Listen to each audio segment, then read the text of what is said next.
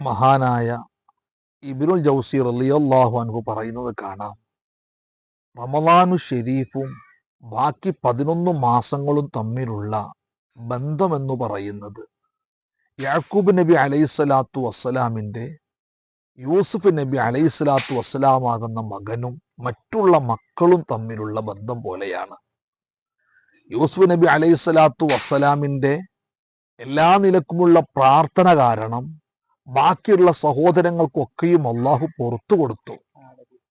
അതേപോലെ റമളാനു ഷെരീഫാകുന്ന മാസം, ആ മാസത്തിൽ നല്ല നല്ല അമലുകൾ ചെയ്താൽ ബാക്കി 11 മാസങ്ങളിലെ പാപങ്ങളും അള്ളാഹു സുബ്ഹാനഹു വ തആല പുറത്തു തരും.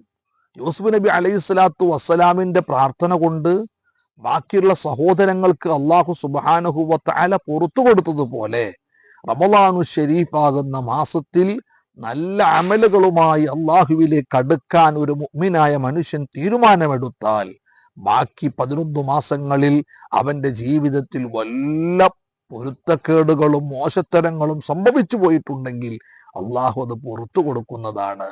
എല്ലാ നിലക്കും റമളാനു ഷെരീഫിൽ അമലുകൾ കൊണ്ട് ധന്യമാക്കാൻ അള്ളാഹു നമുക്ക് തൗഫീഖ് നൽകുമാറാകട്ടെ.